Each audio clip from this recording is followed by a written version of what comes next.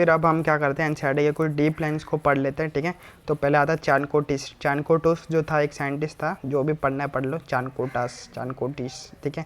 उसने क्या किया था, सिलेंड्रिकल टेबल ऑफ एलिमेंट्स बनाया था, ठीक है। तो एनसीईआरटी का नाम मेंशन है कि चानकोटिस के अंदर भी, जो चानकोटिस भी था, उसने भी क्या किया था, एक क्लासीफाई किया था एलिमेंट्स को।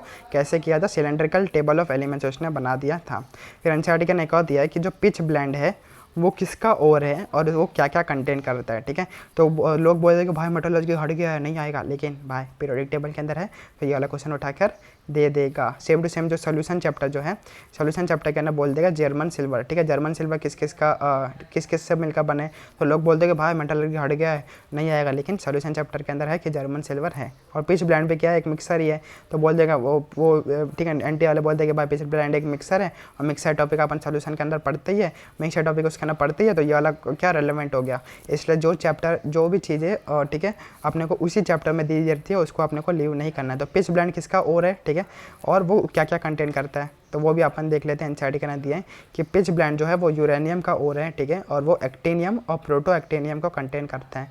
तो ये सारी चीज़ें अपने को बायो जैसे पढ़ना है, क्योंकि इनऑर्गेनिक है, इनऑर्गेनिक को अपने को बायो जैसे ही करना है। ये पिच ब्लेंड किसका और है, और यानी कि, ठीक है, और यानी कि क्या होता है, और कहना क्या होता है, मटेरियल प्लस उसके ना इम्प्योरिटी भी प्रेजेंट हो जाती है।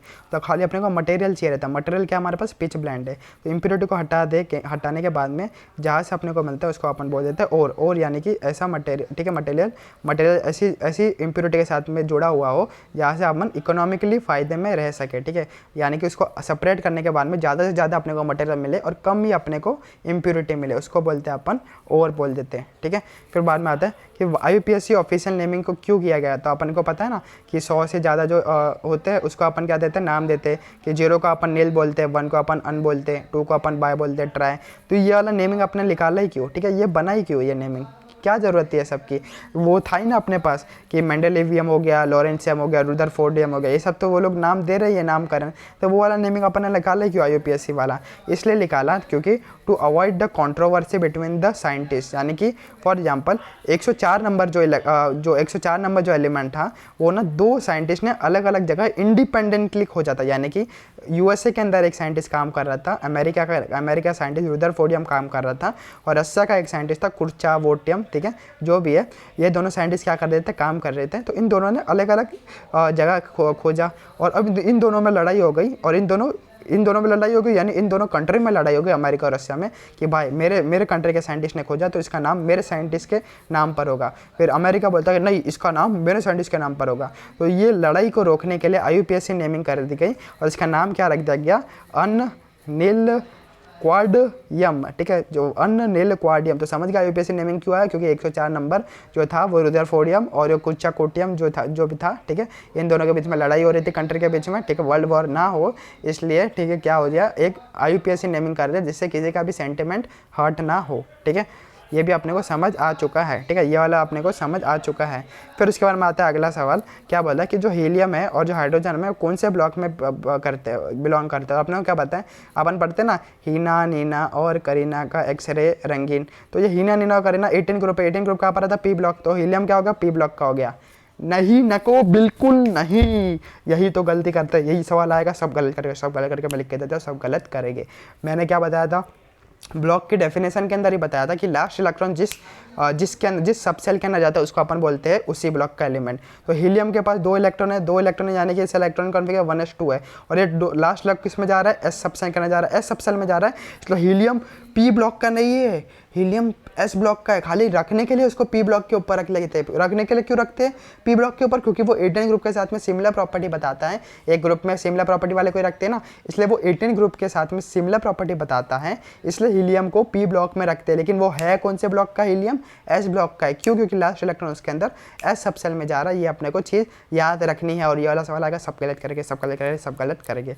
फिर आता है हाइड्रोजन कौन से ब्लॉक में बिलोंग करता है, तो वही मैंने बोला कि हीलियम P ब्लॉक का नहीं है बल्कि S ब्लॉक का है। क्यों, क्योंकि रखने के लिए उसको P ब्लॉक में रख देता है, क्योंकि वो सिमिलर प्रॉपर्टी क्या करता है, बिलोंग करता है इनर्ट गैस के जैसे, ठीक है, और किसी से रिएक्ट नहीं करता, इसलिए उसको 18 ग्रुप में रखते हैं। लेकिन वो है कौन से ब्लॉक का, S ब्लॉक का, क्योंकि उसके अंदर लास्ट इलेक्ट्रॉन किस में जा रहा है, S सब सेल के अंदर जा रहा है। ये सवाल आ गया गूगल, ये भाई सब गलत करके आ गया, मैं लिख के देता हूँ, ठीक है।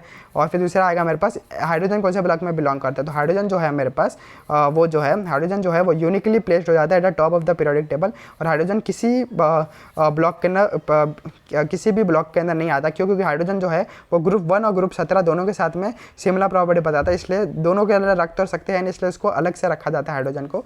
ठीक है, हाइड्रोजन को क्या रखा जाता है? यूनिकली प्लेस किया जाता है at the top of the periodic table. तो वही बोल दिया गया मैंने, जो हीलियम जो है वो पी ब्लॉक का नहीं बल्कि एस ब्लॉक का। क्यों? खाली पी ब्लॉक में उसको रखते हैं ताकि उसका प्रॉपर्टी मैच हो जाए इनर्ट गैस जैसा। और एस ब्लॉक का क्योंकि उसके अंदर लास्ट इलेक्ट्रॉन एस सबसेल में जा रहा है, इसलिए वो एस ब्लॉक का हो जाएगा। और हाइड्रोजन को uniquely place at the top of the periodic table क्यों रख कर देते हैं? कि वो प्रॉपर्टी दोनों का बता देता है, ग्रुप 1 यानी एल्कली मेटल्स का और 17 ग्रुप यानी हैलोजेंस का।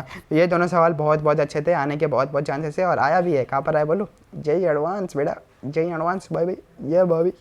ठीक है, फिर अगला क्या मेरे पास? लिथियम और मेरे पास आएगा बेरिलियम। लिथियम और बेरिलियम के कंपाउंड्स मेरे पास कैसे हो जाते हैं? आयनिक हो जाता है कि कोवलेंट मेरे पास हो जाते हैं। तो अपने को पता है कि जो एस ब्लॉक के मेरे पास जितने भी कंपाउंड होते हैं वो आयनिक हो जाते हैं। ठीक है, एस ब्लॉक के जितने भी कंपाउंड मेरे पास आयनिक हो जाते हैं, लेकिन खाली लिथियम और बेरिलियम के ही कंपाउंड मेरे पास क्या हो जाते हैं? कोवलेंट हो जाते हैं। ये मेरे पास क्या हो गया? एनामोलस बिहेवियर करते हैं। एनामोलस बिहेवियर क्यों बिहेव करते हैं? क्योंकि देखो लिथियम है और मेरे पास बेरिलियम है, दोनों के दोनों ये फर्स्ट ग्रुप है, सेकंड ग्रुप है और अपने ग्रुप के छोटे छोटे एलिमेंट्स है। और अपने को फजान रूल से क्या पता है, जो अपन केमिकल बॉन्डिंग करना पता है, smaller the cation greater the anion, greater the charge on cation और अनायन मोर कोवलेंट कैरेक्टर। तो ये पहले छोटा ही है, अपने ग्रुप के छोटे ही है ना, लीना के रब से फरियाद और बेटा मांगे कार छोटा बाप राजी। तो अपने ग्रुप के ये छोटे ही है, तो स्मॉलर द कैटायन तो मोर कोवलेंट, तो छोटे हैं और ये भी कैटायन भी, ये भी छोटा है। ये दोनों छोटे होने की वजह से क्या होता है? कोवलेंट कंपाउंड हो जाते हैं और बाकी के बाकी पूरे एस ब्लॉक के एलिमेंट क्या हो जाते हैं? आयनिक हो जाते हैं। तो रीजन भी मैंने बता दिया कि लिथियम और बेरिलियम कोवलेंट हो जाते हैं लेकिन बाकी सारे मेरे पास आयनिक हो जाता है। क्यों? क्योंकि लिथियम और बेरिलियम छोटे होने की वजह से फजान रूल को क्या कहते हैं? फॉलो करते हैं। स्मॉलर द कैटायन है इसलिए क्या कर लेते हैं? ये लोग क्या कर लेते हैं? कोवलेंट बॉन्ड बना लेते हैं, फजान रूल को फॉलो कर लेते हैं, एनामोलस बिहेवियर शो करते हैं। तो ये वाला भी एक एनसीईआरटी का अच्छा लाइन था। फिर एनसीईआरटी में दिया था कि डी ब्लॉक कौन कौन सा प्रॉपर्टी बताते हैं? तो डी ब्लॉक का ना वेरिएबल वैलेंसी हो जाता है, यानी कि एक ही एलिमेंट की बहुत मोर देन वन वैलेंसी अपने को देखने को मिल जाती है। ठीक है, एक ही एलिमेंट बहुत सारे वैलेंसी अपने को दिखाता है। ये डी ब्लॉक का ना अपन डिटेल में पढ़ सकते हैं, लेकिन खाली डी ब्लॉक इसमें भी एक्सेप्शन है, खाली स्कैंडियम जो हो जाता है वो खाली +3 बताता है। स्कैंडियम को छोड़ के बाकी जो भी है वो मोर देन वन वैलेंसी दिखाता है, यानी कि +1 +2 +3 बहुत सारे वेरिएबल वैलेंसी अपने को दिखाते हैं। और पैरामैग्नेटिक और डी ब्लॉक जो जाते हैं पैरामैग्नेटिक हो जाता है, यानी कि इसका अनपेड इलेक्ट्रॉन प्रेजेंट है। और जब भी किसी के अंदर अनपेड इलेक्ट्रॉन प्रेजेंट हो जाता है, फॉर एग्जांपल इसके अंदर अनपेड इलेक्ट्रॉन प्रेजेंट है, तो जब भी मैं इसको एनर्जी दूंगा तो ये अनपेड इलेक्ट्रॉन क्या है? एक्साइट होगा और एक्साइट होगा तो उसका यह हायर सेल में जाएगा। और कोई भी चीज़ हायर सेल में जो होती है, ठीक है, तो क्या हो जाता है? अनस्टेबल हो जाता है। जब वापस ये आएगा नीचे, वापस ग्राउंड स्टेट में जब आएगा, जब ग्राउंड स्टेट में आएगा तो क्या करेगा? एनर्जी रिलीज करेगा in the form of X-ray या फिर कोई भी एक रेडिएशन के फॉर्म में। और वो रेडिएशन क्या रहेगा? कुछ कलर एमिट करेगा, इसलिए क्या होता है? पैरामैग्नेटिक है, इसलिए कलर हो जाते कलर वाले हो जाते हैं। ये सारी चीज़ें अपन क्या पढ़ते हैं? डी ब्लॉक के अंदर अच्छे से पढ़ लेते हैं। तो D block variable valency follow करता है, एक्सेप्ट स्कैंडियम खाली वो +3 फॉलो करता है। और पैरामैग्नेटिक होता है यानी अनपेड इलेक्ट्रॉन होता है, और अनपेड इलेक्ट्रॉन होता है तो एक्साइट होगा तो ऊपर जाएगा, लेकिन कोई भी चीज़ ऊपर जाती है तो क्या अनस्टेबल हो जाती है। ठीक है, ठीक है, क्यों होती है अनस्टेबल ऊपर जाते हैं? जब भी देखो ना अपन चढ़ान पे पहाड़ पे चढ़ते थोड़ा चक्कर आता है, क्योंकि अपन हाइट पर रहते हैं, हमारी पोटेंशियल एनर्जी ज़्यादा रहती है, हमारी एनर्जी ज़्यादा रहती है। एनर्जी इन्वर्सली प्रोपोर्शनल स्टेबिलिटी है ना, एनर्जी इन्वर्सली प्रोपोर्शनल स्टेबिलिटी, तो हम हाइट पे जाते हैं तो mgh हो जाएगा, तो पोटेंशियल एनर्जी ज़्यादा हो जाएगा, पोटेंशियल ज़्यादा तो हमें चक्कर जाते हैं। जैसे हम वापस ग्राउंड पे आते हैं, ठीक है, पहाड़ के से नीचे होते हैं ग्राउंड पर, तो अपने को मस्त अच्छा लगता है, स्टेबल लगता है। सेम टू सेम वही है, तो जैसे इलेक्ट्रॉन ऊपर जाएगा अनस्टेबल रहेगा तो वापस आएगा।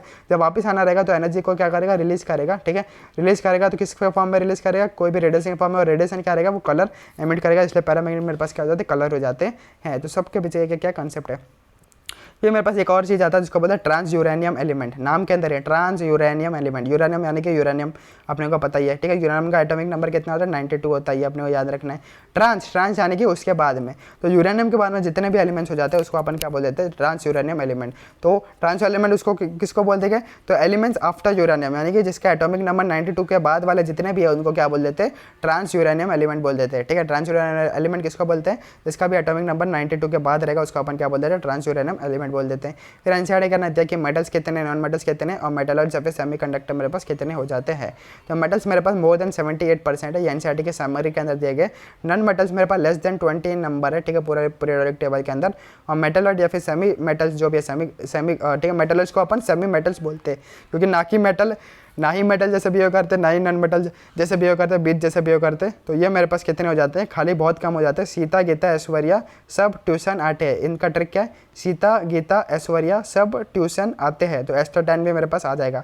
सीता गीता ऐश्वर्या सब ट्यूशन आते, आते से मेरे पास क्या आ जाएगा, एस्टोटाइन आ जाएगा। सिलिकॉन जर्मेनियम आर्सेनिक सब से एंटीमनी, टी से मेरा टेलुरियम और आते से मेरे पास एस्टोटाइन मेरे पास हो जाएगा। ये अपन ने देख लिया एनसीईआरटी का इतना सारा है। फिर एनसीईआरटी का ना और भी क्वेश्चन दिया अपने को। एनसीईआरटी का ना क्या क्वेश्चन था कि बॉन्ड लेंथ अपने को दे दिया Cl2 मॉलिक्यूल का अपने को 190 है, तो उसका कोवेलेंट रेडियस तो अपने को बोल दिया गया कि जो Cl के बीच में जो बॉन्ड लेंथ है, बॉन्ड लेंथ अपने को पता ही है, दो बॉन्ड के बीच में लेंथ, वो अपने को दे दिया गया, मतलब डिस्टेंस बिटवीन बॉन्ड दे दिया गया DAA अपने को दे दिया गया। तो कोवेलेंट रेडियस अपन पढ़ के आया था फॉर्मूला, कोवेलेंट रेडियस क्या होता है DAA/2 करते हैं अपन, ठीक है। कोवेलेंट रेडियस क्या करते हैं DAA/2, तो वही बॉन्ड लेंथ अपॉन 2 कर देगा, तो बॉन्ड लेंथ अपॉन 2 कर देगा तो 99 पिकोमीटर मिल जाएगा। फिर दूसरा क्या बोलता है अपने को, कोवेलेंट रेडियस क्या होता है अपने को पता है, अंदर क्या करते हैं ओवरलैप करते हैं कोवेलेंट वाले, है ना।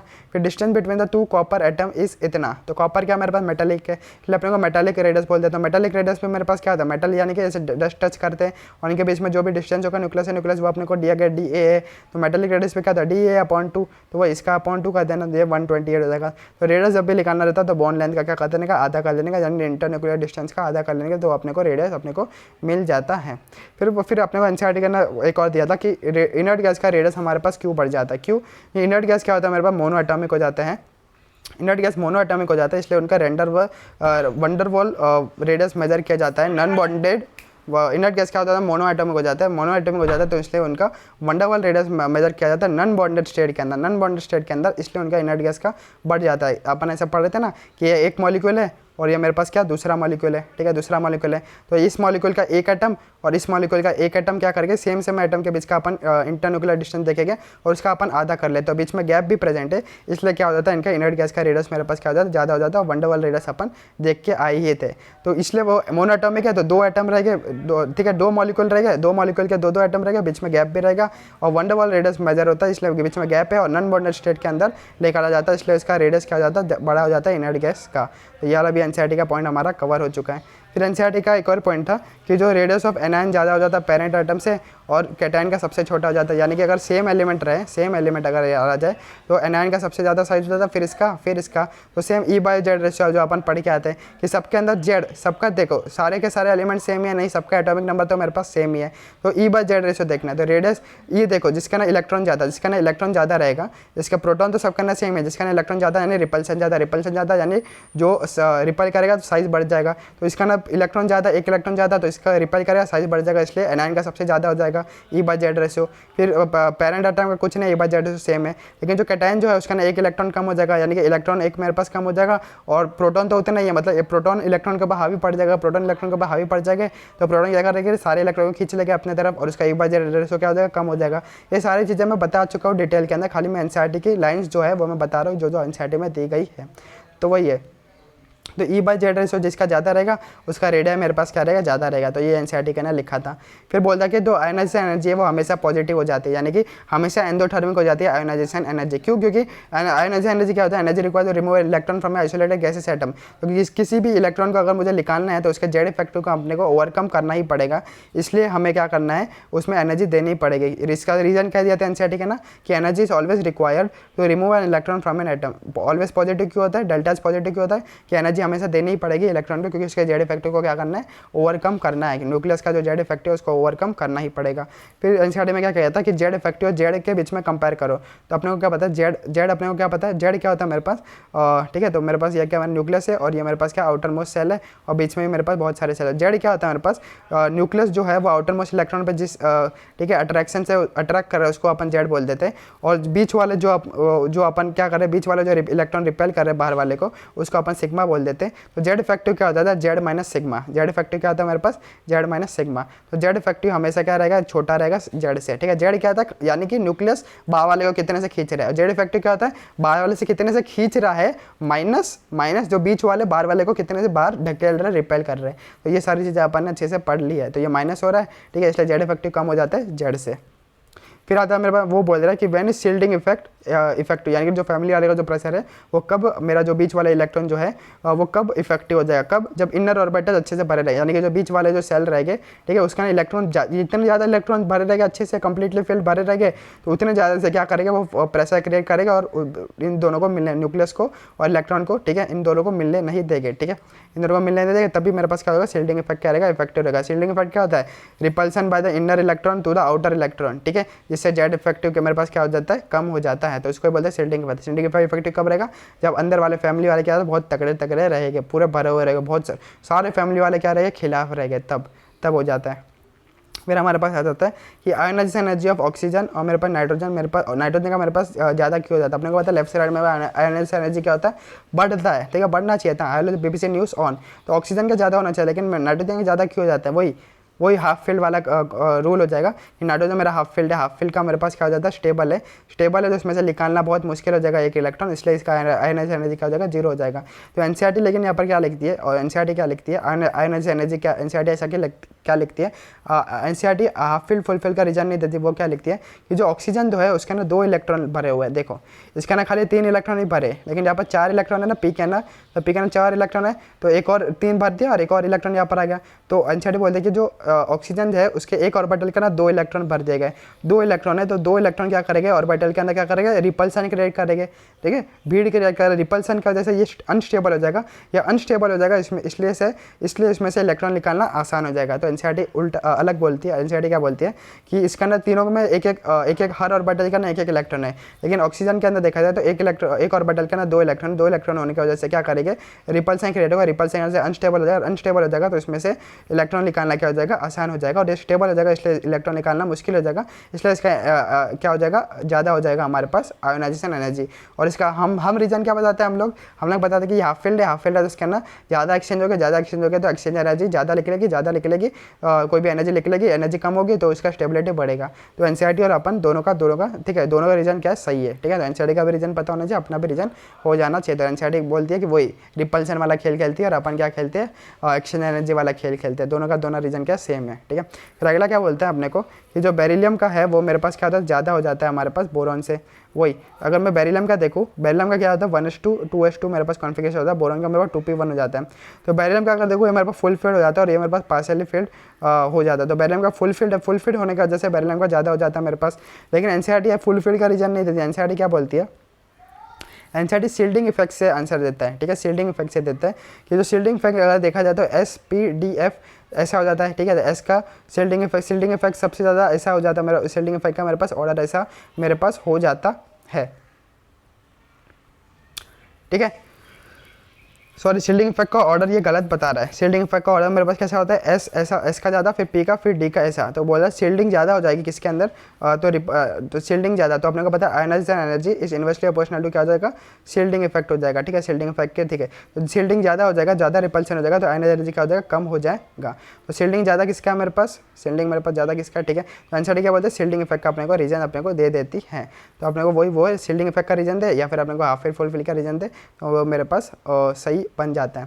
फिर अगला क्या बोलता है कि electron affinity of the group 17 मेरे पास क्या होता है, हाई हो जाता है, कि ग्रुप 17 का अपने बोलते हैं ना कि लेफ्ट से राइट मेरे पास सबसे ज़्यादा हो जाता है, ग्रुप 18 का तो मेरे पास क्या रहेगा, इनर्ट है तो वो ले गए नहीं, इसलिए ग्रुप 17 का जितना भी है वो ज़्यादा हो जाता है। ग्रुप 17 में से भी क्लोरीन का सबसे ज़्यादा होता है, क्यों, क्योंकि थर्ड पीरियड का ज़्यादा होता है सेकंड पीरियड से, ठीक है। क्यों ग्रुप 17 का सबसे ज़्यादा क्यों हो जाता है, तो इसका रीज़न क्यों हो जाएगा, ग्रुप 17 में मेरे पास कितना P5 है और P5 से P6 बन जाएगा, P5 से P6 यानी कि वो नोबल गैस का कॉन्फिगरेशन क्या करेगा, अटेन करेगा, यानी वो ऑक्टेट को कंप्लीट कर देगा, इसलिए उनका ग्रुप 17 का मेरे पास ज़्यादा हो जाता है इलेक्ट्रॉन गेन एंथैल्पी या फिर इलेक्ट्रॉन एफिनिटी, क्योंकि एक इलेक्ट्रॉन लेने के बाद में वो स्टेबल हो जाएगा, नोबल गैस कॉन्फिगरेशन को अटेंड करते हैं, और तो एनसीईआरटी यही रीजन अपने को देती हैं। फिर एनसीईआरटी क्या पूछती है, बोलते हैं कि थर्ड पीरियड का ज़्यादा क्यों होता है सेकंड पीरियड से, ठीक है, और ठीक है थर्ड पीरियड का मेरे पास क्या हो जाता है, ज़्यादा क्यों हो जाता है मेरे पास सेकंड पीरियड से, तो वही अपन क्या बोलते हैं कि थर्ड पीरियड के अंदर क्या मस्ट एसी वाला ट्रेन है, ठीक है, ज़्यादा स्ट्रेस है, वैकेंट डी ऑर्बिटल है, तो इलेक्ट्रॉन आसानी से आ सकता है, लेकिन सेकंड पीरियड में क्या गर्दी वाला है तो रिपल्सन होगा। तो एनसीईआरटी लेकिन क्या बोल रहे हैं वो देख लेते हैं, जो पीरियड 2 है उसका साइज़ क्या, पीरियड 2 है उसका ना 2 ही सेल है, ठीक है, उसका साइज़ भी छोटा है, ठीक है, तो इलेक्ट्रॉन का क्या होगा, रिपल्सन होगा। पीरियड 3 का नाम है 3 सेल है और वैकेंट डी वाला सेल भी है, तो इलेक्ट्रॉन का रिपल्सन होगा। तो एनसीईआरटी और हमारा रीजन दोनों का सेम है कि पीरियड 3 का नाम मेरे पास का वैकेंट डी ऑर्बिटल है, तो वहाँ पर इलेक्ट्रॉन आसानी से मस्ट एसी ट्रेन के अंदर जाएगा, लेकिन पीरियड 2 जो है वहाँ पर छोटा सा है, तो एकदम चालू के अंदर जनरल डब्बे के अंदर जाएगा पसीने के अंदर, ठीक है। फिर इलेक्ट्रॉन एफिनिटी ऑफ ग्रुप 18, ये वाली चीज़ अपने को रटनी है, ये वाली चीज़ मैंने नहीं बताई थी, ठीक है। इलेक्ट्रॉन एफिनिटी ऑफ ग्रुप 18 अपने को याद ही रखनी है, ठीक है। कैसे याद रखोगे, ठीक है, इसका ट्रिक मैंने बनाया। इलेक्ट्रॉन एफिनिटी ऑफ ग्रुप 18 को याद करने के लिए क्या बोलोगे, न्योरकर, ठीक है, न्योरकर फेंका, आउट हो गया, रन एक ही मिला, ठीक है। और ध्यान से देख ले ट्रिक क्या है, न्योरकर यानी कि यॉर्कर फेंकते हैं ना, बॉलिंग में फेंकते हैं ना, यॉर्कर यानी कि डायरेक्ट फुल टॉस जब फेंकते हैं उसको बोलते हैं अपन यॉर्कर। तो मैं वो भी लिख दिया, न्योरकर फेंका तो क्रॉस यानी कि आउट हो गया, और रन उन लोग को एक ही मिला, ठीक है। न्योरकर फेंका आउट हो गया, लेकिन क्या रन उन लोग को क्या मिला, एक ही मिला, तो सेम ही है। तो वो तो मेरे पास न्योरकर से अपने को क्या हो जाएगा, नी और कर यानी नियॉन, आर्गन और क्या हो जाएगा, क्रिप्टॉन। आउट हो गया, आउट यानी कि एक्स से मेरे पास क्या हो गया, एक्स ही जेनन हो जाएगा, और रन एक ही मिला, रन ही एक ही मिला, तो रन ही, तो न्योरकर रन ही, ठीक है। न्योरकर आउट हो गया, रन ही, तो ट्रिक समझ गया कि न्योरकर है का आउट हो गया और रन एक ही मिला। तो इलेक्ट्रॉन एफिनिटी ऑफ ग्रुप 18 अपने को याद ही करना पड़ेगा कि न्योरकर आउट हो गया, रन उनको कितना मिला, एक ही मिला। तो ये वाला ट्रिक अपने को याद रखना कि इसका इलेक्ट्रॉन एफिनिटी ऑफ ग्रुप 18, ठीक है। फिर एक और सवाल क्या बोलता है, इस electron affinity absolute and are they constant. तो ये वाला चीज़ मैं 10 बार चिक के बताया था कि इलेक्ट्रॉन एफिनिटी एब्सोल्यूट नहीं होता, रिलेटिव हो जाती है, ठीक है, क्योंकि हमेशा फ्लोरीन का 4 मान लिया जाता है और उसके रिस्पेक्ट में जिसका कम होता है उसको कम वैल्यू दी जाती है, ठीक है। तो उसका आंसर हम कैसे, एनसीईआरटी क्या बोलते हैं कि electron affinity is not measurable, ठीक है। एनसीईआरटी बोलते हैं कि electron affinity is not measurable, it is only be comparative. Fluorine से खाली अपन क्या करते हैं, फ्लोरीन को 4 वैल्यू देके सबका क्या करते हैं, कंपेयर करते हैं कि फ्लोरीन से कम हुआ तो उसको कम वैल्यू देते जाएंगे। तो पॉलिंग ने अरेंज किया था किसको, आर्बिटरीली, यानी कि मान लिया था अपने मन से कि 4 दे दूंगा मैं किसको, फ्लोरीन को दे दूंगा, ठीक है। और electronegativity of the element is not constant. तो इलेक्ट्रोनेगेटिविटी ऑफ एलिमेंट हमेशा कॉन्स्टेंट नहीं रहती है, क्योंकि वो देख लो हम बोलते हैं कि क्लोरीन का हमेशा क्या 3 रहेगा, नहीं, क्लोरीन के सामने 3 वैल्यू है खाली, ठीक है। लेकिन मैं बोलता हूँ कि इलेक्ट्रोनेगेटिव और क्लोरीन हमेशा ज़्यादा है, नहीं, उसके सामने कौन आता है वो पता करते हैं कि अगर उसके सामने हाइड्रोजन है तो क्लोरीन का क्या हो जाएगा, ज़्यादा हो जाएगा, लेकिन क्लोरीन के सामने अगर फ्लोरीन आ गया तो क्लोरीन का क्या हो जाएगा, कम हो जाएगा, क्योंकि फ्लोरीन का सबसे ज़्यादा होता है इलेक्ट्रोनेगेटिविटी। वही सेम एग्जांपल से हम समझते हैं, ठीक है। तो वो एनसीईआरटी बोलते हैं कि electronegativity of the element constant नहीं होता, वो साइड एटम से डिपेंड करता है कि उसके सामने कौन आता है। फॉर एग्जांपल H2O, ठीक है। ऑक्सीजन का इलेक्ट्रोनेगेटिविटी यहाँ पर ज़्यादा हो जाएगा क्योंकि उसके सामने हाइड्रोजन है, क्योंकि हाइड्रोजन का 2.1 होता है और ऑक्सीजन का मेरे पास कितना हो जाता है, मेरे पास 3.5 हो जाता है। लेकिन उसी के सामने अगर फ्लोरीन ला दिया जाए तो ऑक्सीजन का 3.5 हो जाता है और फ्लोरीन का मेरे पास 4 हो जाता है। तो यहाँ पर ऑक्सीजन का कम हो गया इलेक्ट्रोनेगेटिविटी, लेकिन यहाँ पर इलेक्ट्रॉन क्या है, इलेक्ट्रोनेगेटिविटी ऑक्सीजन का ज़्यादा हो गया। तो डिपेंड क्या करता है कि जो एलिमेंट किसके साथ है, अगर ज़्यादा इलेक्ट्रोनेगेटिव के साथ में है तो वो कम माना जाएगा, और कम इलेक्ट्रोनेगेटिव के साथ में वो ज़्यादा माना जाएगा इलेक्ट्रोनेगेटिविटी। तो वो समझ गया इलेक्ट्रोनेगेटिव क्या होता है, कॉन्स्टेंट नहीं होता, आर्बिटरी होता है। पॉलिंग ने उसको 4 नंबर मान लिया फ्लोरीन को, ठीक है, उसके हिसाब से सबको मेजर किया। रिलेटिव होता है, एब्सोल्यूट नहीं हो जाता है, ठीक है। और एक एलिमेंट का किस पर डिपेंड करेगा, उसके बाजू वाले एलिमेंट से डिपेंड करेगा कि उसका ज़्यादा है तो खुद का कम हो जाएगा, और बाजू वाले का कम है तो खुद का ज़्यादा हो जाएगा। ये सारी एनसीईआरटी की बातें हैं, ठीक है, और एग्जाम्पल भी है। फिर हमारे पास आता है एनसीईआरटी एक पूछता है कि इलेक्ट्रोनेगेटिविटी क्या मेटालिक और नॉन मेटालिक कैरेक्टर से क्या रिलेटेड है।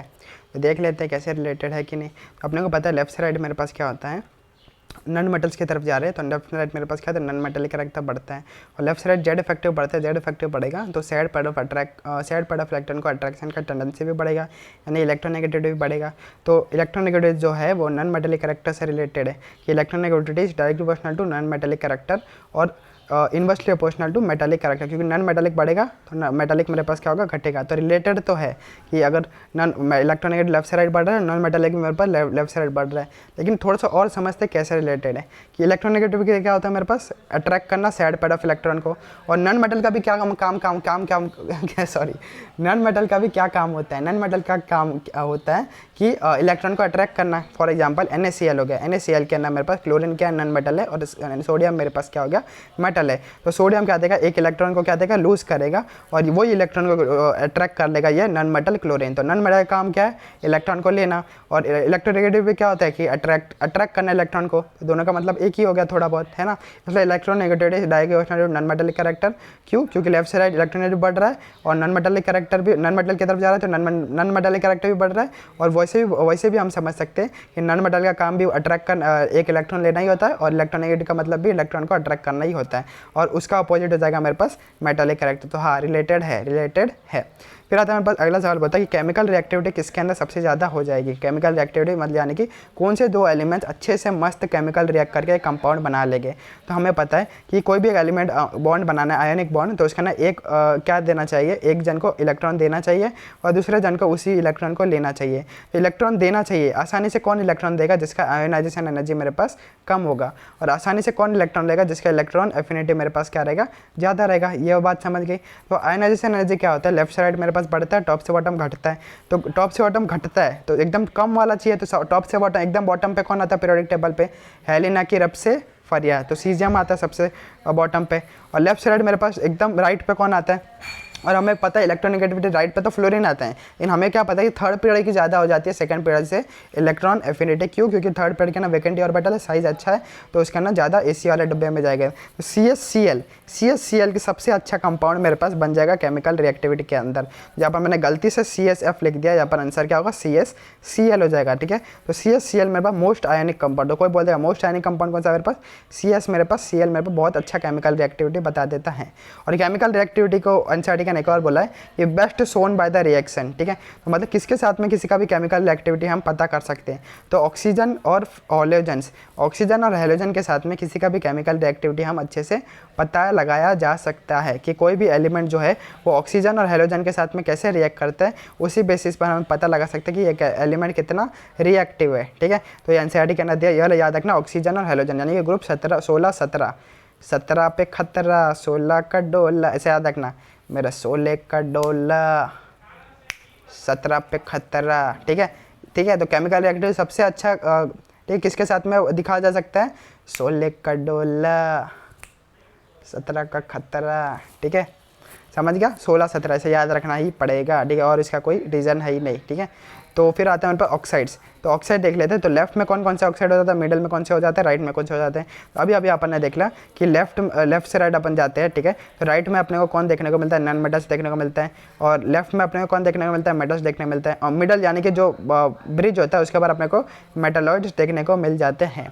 तो अभी अपन देख के आए थे कि ऑक्साइड्स ऑफ मेटल्स जो हो जाते हैं अपने क्या हो जाता है, ऑक्साइड्स ऑफ मेटल्स और नॉन मेटल्स यानी ऑक्साइड्स ऑफ नॉन मेटल्स यानी कि CO2 क्या एसिडिक है क्योंकि कार्बोनिक एसिड। ठीक है, ठंडा फेंटा उसके अंदर डालते हैं। नॉन मेटल्स का मेरे पास क्या हो जाता है, एसिडिक हो जाता है, इसका मेरे पास बेसिक हो जाएगा, और मेटल्स का मेरे पास एम्फोटेरिक हो जाएगा। तो लेफ्ट में कौन से ऑक्साइड हो जाता है, लेफ्ट में मेटल है तो लेफ्ट में मेटल है तो उसका क्या हो जाएगा, बेसिक हो जाएगा। मिडल में कौन है, एम्फोटेरिक हो जाएगा, मेटलॉइड है तो उनके क्या हो जाएगा, एम्फोटेरिक हो जाएगा। और एकदम राइट में क्या नॉन मेटल्स है तो उनके क्या हो जाएगा, मेरे पास एसिडिक हो जाएगा। तो ये एनसीईआरटी बोल रहा था स्टेटमेंट के अंदर कि लेफ्ट में जो भी है उनके जो भी लेफ्ट में कौन है मेटल है तो मेटल के क्या बेसिक हो जाता है, बीच में क्या है एम्फोटेरिक है तो उनके क्या हो जाएगा, एम्फोटेरिक ऑक्साइड हो जाएगा। मेटलॉइड्स है तो एम्फोटेरिक हो जाएगा, राइट में मेरे पास नॉन मेटल्स है तो वही कार्बोनिक एसिड वाला CO2 वाले। ठीक है, तो वही मेरे पास क्या हो जाएगा, एसिडिक ऑक्साइड हो जाएंगे। फिर अगला क्या बोलता है एनसीईआरटी, कुछ जनरल नॉलेज वाला सवाल भी पूछ लिखा था कि लिक्विड मेटल मेरे पास कौन सा हो जाता है, कि ऐसे कौन सा मेटल है जो लिक्विड है। ठीक है, तो वो मेरे पास होता है मर्क्यूरी। अरे मर्क्यूरी है, बता रहा हूँ ना मर्क्यूरी है। ठीक है, मर्क्यूरी क्योंकि उसको क्या डालते हैं, थर्मोमीटर के अंदर भी डाल देते हैं, लिक्विड फॉर्म के अंदर ही डाल देते हैं थर्मोमीटर के अंदर भी। तो मर्क्यूरी मेरे पास क्या होता है, लिक्विड मेटल हो जाता है। मेटल कैसे कौन से, मर्क्यूरी कहाँ पर है, डी ब्लॉक के अंदर बिलोंग करता है, पता है ना, जिंक कैडमियम मर्क्यूरी। ठीक है, जिंक कैडमियम मर्क्यूरी। ठीक है, और ये ट्रांजिशन एलिमेंट नहीं होते हैं, क्यों, क्योंकि इसके अंदर अनपेयर्ड इलेक्ट्रॉन नहीं हो जाते हैं वैलेंस। ठीक है, नॉर्मल ग्राउंड स्टेट में भी और ऑक्सीडेशन स्टेट में भी। फिर metal with low melting point, low melting point वाले कौन कौन से मेटल हो जाते हैं, कौन से हो जाते हैं, गैलियम और सीजियम, ये अपने को याद रखना पड़ेगा। और non metal with high boiling और मेल्टिंग पॉइंट कौन कौन सा है, बोरॉन और कार्बन। तो ये खाली रटने वाली बात है क्योंकि एनसीईआरटी करना दी गई है। तो ये हमारा पूरा चैप्टर खत्म हो गया ला बेटा, ये बेटा। ठीक है, मस्त, इसके बाद कुछ नहीं आने वाला बेटा, बस बिंदास रहो। फिर एक चीज़ मुझे लास्ट में एक बताना, ठीक है, एक कंसेप्ट बताना था, वो क्या कंसेप्ट है। ठीक है, फॉर एग्जांपल ये मेरे पास क्या है, एलिमेंट है X। ठीक है, ये क्या कर रहा है, ठीक है, ये एलिमेंट X है मेरे पास। ठीक है, ये क्या कर रहा है, एक इलेक्ट्रॉन लूज कर रहा है। ठीक है, तो ये क्या कर रहा है, इसका वो पॉजिटिव बन जाएगा, और यहाँ पर क्या बन जाएगा मेरे पास एक इलेक्ट्रॉन, ये क्या कर रहा है, लूज कर रहा है, क्या कर रहा है, ये लूज कर रहा है। तो ये फॉरवर्ड जो रिएक्शन है, ठीक है, फॉरवर्ड रिएक्शन है, इलेक्ट्रॉन लूज कर रहा है, इलेक्ट्रॉन लूज कर रहा है, तो ये फॉरवर्ड हो जाएगा आयोनाइजेशन एनर्जी। और बैकवर्ड रिएक्शन जाएगा तो इलेक्ट्रॉन ये गेन कर रहा है, तो ये क्या हो जाएगा, इलेक्ट्रॉन एफिनिटी। तो हम ऐसा नहीं बोल सकते कि ionisation energy of element X is equals to क्या हो जाएगा, electron affinity of X plus. ऐसा नहीं लिख सकते, खाली मैग्नीट्यूड में, क्या मैग्नीट्यूड में। ठीक है, इलेक्ट्रॉन, ठीक है, फॉरवर्ड जाएगा, आयन एनर्जी हमेशा पॉजिटिव होती है, और ये बैकवर्ड जाएगा तो ये इलेक्ट्रॉन एफिनिटी नेगेटिव होती है, ठीक है, नेगेटिव होता है रिलीज होने के लिए। खाली मैग्नीट्यूड में अपन नहीं बोल सकते कि जितना इसका मैग्नीट्यूड रहेगा उतना इसका मैग्नीट्यूड रहेगा। तो लेकिन साइन में क्या हो जाएगा, साइन में ये पॉजिटिव हो जाएगा और साइन में ये नेगेटिव हो जाएगा। तो ये वाला कंसेप्ट भी अपने को एग्जाम में एक बार पूछ लिया था। एग्जाम में क्या बोला गया था, ठीक है, कि बोल जाता कि जो x जो है, ठीक है, उसका मुझे आयनाइज एनर्जी अपने को x दिया गया है। तो x प्लस का मेरे पास क्या हो जाएगा, इलेक्ट्रॉन एफिनिटी कितना हो जाएगा, इलेक्ट्रॉन गेन एंथैल्पी कितना हो जाएगा। तो आयनाइज एनर्जी यानी फॉरवर्ड जा रहे थे तो इतना था, तो बैकवर्ड का भी उतना ही रहेगा, मैग्नीट्यूड में x ही रहेगा, लेकिन साइन क्या हो जाएगा, नेगेटिव हो जाएगा, क्योंकि आयनाइज एनर्जी क्या हो जाती है, नेगेटिव उल्टा साइन हो जाता है इलेक्ट्रॉन गेन एंथैल्पी का, क्योंकि फॉरवर्ड और बैकवर्ड डायरेक्शन में साइन क्या होता है, फ्लिप हो जाता है। तो -x उसका आंसर था। तो बस ये कंसेप्ट मुझे बताना, तो ये जेई मेन क्या कंसेप्ट था, ठीक है। और ये सवाल अपने को देखने को मिलेगा। तो यहाँ पर ये चैप्टर पूरा खत्म हो जाता